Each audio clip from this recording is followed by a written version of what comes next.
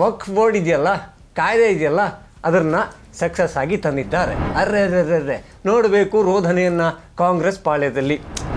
ನಿಮ್ಮ ತಪ್ಪದೇ ಹಾಕಿದ್ದ ಆ ಒಂದು ವೋಟು ಇವತ್ತು ನಮ್ಮ ದೇಶಕ್ಕೆ ಕಂಟಕವಾಗಿದ್ದ ಕಾನೂನನ್ನು, ಆ ವಕ್ಫ್ ಬೋರ್ಡನ್ನು ತೆಗೆದು ಹಾಕಿದೆ. ಕಾಂಗ್ರೆಸ್ ಹಾಗೂ ಇತರ ಪಕ್ಷಗಳಿಗೆ, ಮೋದಿ ವಿರೋಧಿಗಳಿಗೆ, ದೇಶ ವಿರೋಧಿಗಳಿಗೆ ಈಗ ಮೋದಿ ಬಾಯಲ್ಲಿ ಬೆಂಡು ಬತ್ತ ತುಂಬಿಸಿ ಸೈಲೆಂಟಾಗಿ ಕೂತ್ಕೊಳ್ಳಿ ಅಂತ ಹೇಳಿದ್ದಾರೆ. ನಮ್ಮ ದೇಶಕ್ಕೆ ಅತಿ ದೊಡ್ಡ ಕಂಟಕವಾಗಿದ್ದ ವಕ್ಫ್ ಬೋರ್ಡಿಗೆ ಎಳ್ಳು ನೀರು ಬಿಟ್ಟಿದ್ದಾರೆ.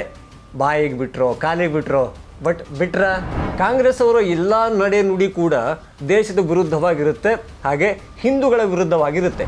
ಯಾಕಾಗಿ ಮೋದಿ ಬಗ್ಗೆ ಅಷ್ಟೊಂದು ಭಯ ಅವರಿಗೆ? ಜೈ ಶ್ರೀರಾಮ್. ನಾನು ಅಜಿತ್ ಬೊಪ್ನಳ್ಳಿ.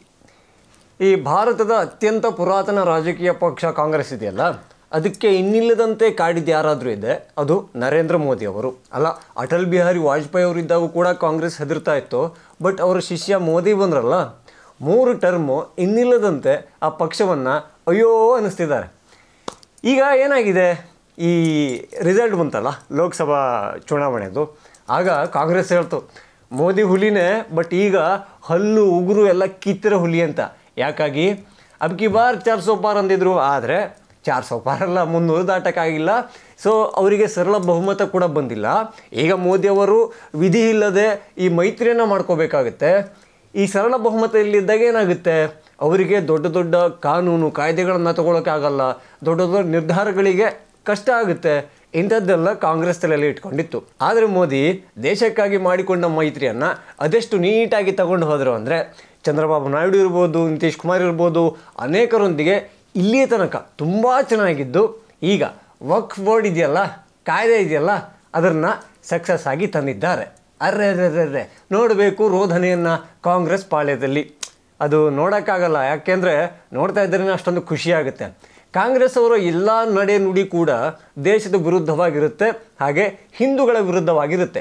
ಇದು ಯಾಕಾಗಿ ಅನ್ನೋ ಒಂದೇ ಒಂದು ದಿವಸ ಪ್ರಶ್ನೆಯನ್ನು ಅವ್ರು ಹಾಕ್ಕೊಂಡಿದ್ರೆ ಪಾಪ ಅವರ ಇಂಥ ದೈನಸಿ ಸ್ಥಿತಿಯಲ್ಲಿ ಅವರ ಪಕ್ಷ ಇರ್ತಾ ಇರಲಿಲ್ವೇನೋ. ಆಗಲೇ ಹೇಳಿದ್ನಲ್ಲ, ಮೋದಿಯವರಿಗೆ ಸರಳ ಬಹುಮತ ಸಿಗಲಿಲ್ಲ ಅಂದಾಗ ಕಾಂಗ್ರೆಸ್ ಪಾಳ್ಯದಲ್ಲಿ ಫುಲ್ ಸಂಭ್ರಮಾಚರಣೆ.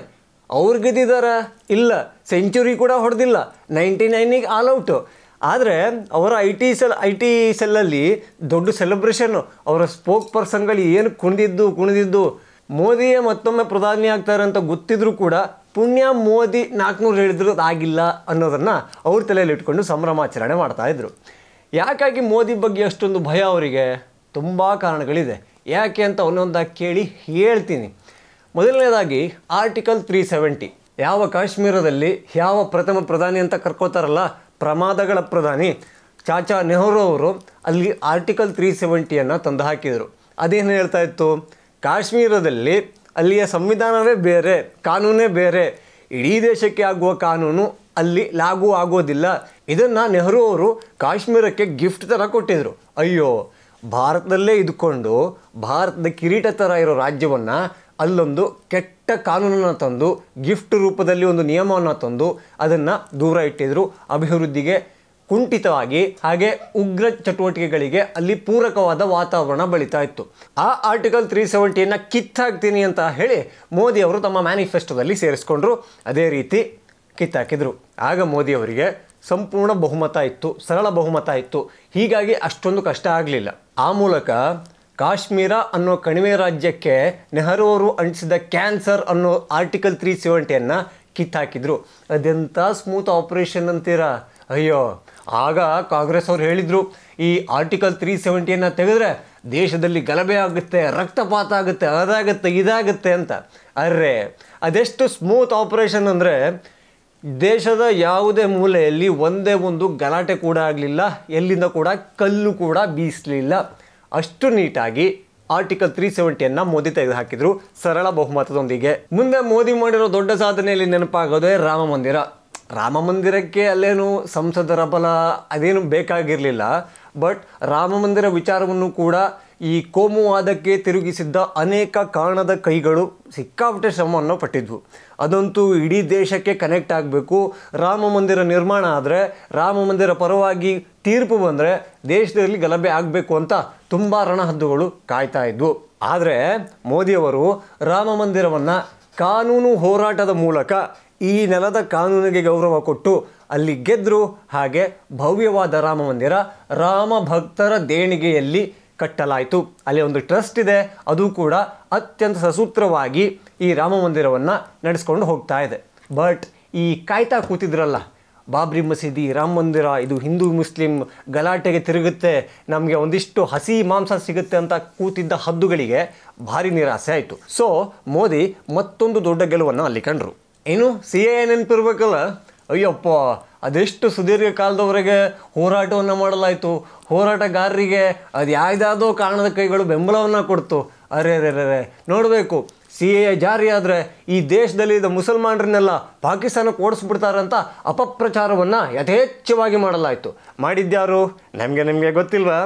ಆದರೆ ಈ ಎಷ್ಟೊಂದು ಹೋರಾಟ ಆದರೂ ಕೂಡ, ಮುಸ್ಲಿಮರ ಪ್ರತಿಭಟನೆಗಳು ಆದರೂ ಕೂಡ, ಕಲ್ಲು ತೂರಾಟ ಆದರೂ ಕೂಡ ಮೋದಿ ಅವರು ತಾವು ಇಟ್ಟ ಹೆಜ್ಜೆಯನ್ನು ಹಿಂದೆ ಇಡಲಿಲ್ಲ. ನಮ್ಮ ಮಂಗಳೂರಲ್ಲಂತೂ ಗೋಲಿಬಾರ್ ಆಗೋಯ್ತು. 72 ಕನ್ಯೆಯರ ಬಳಿ ಹೋರಾಟಗಾರರನ್ನು ಕಳಿಸ್ಲಾಯಿತು. ಅಯ್ಯಯ್ಯಪ್ಪ, ಇಷ್ಟೆಲ್ಲ ಆದರೂ ಕೂಡ ಮೋದಿ ಅವರು CAAನ ಜಾರಿ ಮಾಡಿದ್ರು. ಯಾರ ಹತ್ರ ಆದರೂ ಏನಾದರೂ ತೆಗಿಯೋಕ್ಕಾಯ್ತಾ? ಆಗಿಲ್ಲ. ಸೊ ಅವಾಗೆಲ್ಲ ಬಹುಮತ ಇತ್ತು ಮೋದಿಗೆ.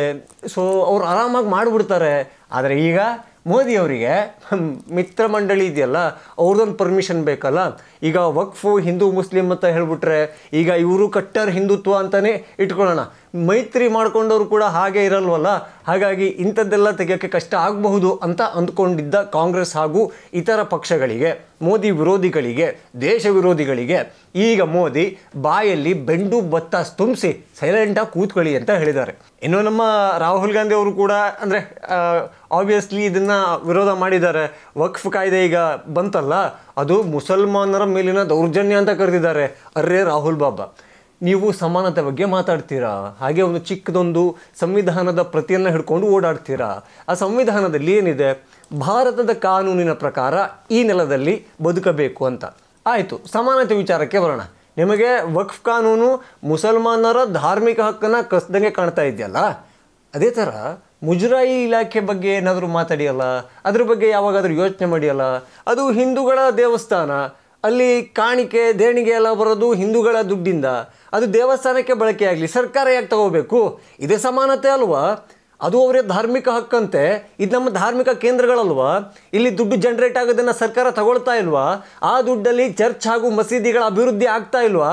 ಆಗಲ್ಲ, ಆಗ್ತಿಲ್ಲ ಅಂತ ಒಂದ್ಸಲ ನಿಮ್ಮದು ತಲೆ ಮುಟ್ಕೊಂಡು ಹೇಳ್ಬಿಡಿ ನೋಡೋಣ. ಹಿಂದೂಗಳಿಗೆ ಏನಾದರೂ ಅವ್ರು ಸಹಿಸ್ಕೋಬೇಕು, ಆದರೆ ಮುಸಲ್ಮಾನರಿಗೆ ಅವರ ಧಾರ್ಮಿಕ ಹಕ್ಕಿನ ಅಡಿಯಲ್ಲಿ ಬರದೇ ಇರೋ ವಕ್ಫ್ ಬಗ್ಗೆ ನಿಮಗೆ ಭಯಂಕರ ಕಾಳಜಿ. ಇದೇನಾ ಸಮಾನತೆ? ಇದೇನಾ ನೀವು ಇಟ್ಕೊಂಡು ಓಡಾಡೋ ಸಂವಿಧಾನದ ಪುಸ್ತಕದಲ್ಲಿ ಇರುವಂಥದ್ದು? ಅಯ್ಯೋ ರಾಹುಲ್ ಬಾಬಾ, ನನಗೆ ಈಗ ತುಂಬ ಹೆಮ್ಮೆ ಆಗ್ತಾ ಇರೋದು ಮೋದಿ ಅವರ ಮೇಲೆ. ಯಾಕೆ ಅಂತ ಕೇಳಿ, ಬಹುಮತ ಇದ್ದಾಗ ಒಂದು ಕಾಯ್ದೆಯನ್ನು ಕಾನೂನನ್ನು ತರೋದು ಅಷ್ಟೊಂದು ಕಷ್ಟ ಆಗೋದಿಲ್ಲ. ಆದರೆ ಮೈತ್ರಿ ಮಾಡಿಕೊಂಡು ಸರ್ಕಾರವನ್ನು ರನ್ ಮಾಡ್ತಾ ಇರುವಾಗ ಪ್ರತಿ ನಿರ್ಧಾರಗಳನ್ನು ಕೂಡ ಎಲ್ಲರ ಜೊತೆಗೆ ಚರ್ಚೆ ಮಾಡಿಯೇ ತಗೋಬೇಕಾಗುತ್ತೆ. ಅದರಲ್ಲಿ ಮೋದಿ ಗೆದ್ದಿದ್ದಾರೆ. ನಮ್ಮ ದೇಶಕ್ಕೆ ಅತಿ ದೊಡ್ಡ ಕಂಟಕವಾಗಿದ್ದ ವಕ್ಫ್ ಬೋರ್ಡ್ಗೆ ಎಳ್ಳು ನೀರು ಬಿಟ್ಟಿದ್ದಾರೆ. ಬಾಯಿಗೆ ಬಿಟ್ಟರೋ ಕಾಲಿಗೆ ಬಿಟ್ಟರೋ, ಬಟ್ ಬಿಟ್ರ ಇನ್ನೂ ಒಂದಿಷ್ಟು ಚರ್ಚೆಗಳು ಆಗ್ತಾನೆ ಇದ್ದಾವೆ. ಮೋದಿ ಮುಂದಿನ ದೊಡ್ಡ ಒಂದು ನಡೆಯನ್ನು ಇಡ್ತಾರಲ್ಲ, ಅಲ್ಲಿ ತನಕ ಇದು ಚಾಲ್ತಿಯಲ್ಲಿರುತ್ತೆ. ಆಮೇಲೆ ಇದು ಮರ್ತೋಗುತ್ತೆ, ಹೊಸದೊಂದು ಚರ್ಚೆಯನ್ನು ಶುರು ಮಾಡಲಾಗುತ್ತೆ. ಏನು ಹೇಳ್ತೀರಾ?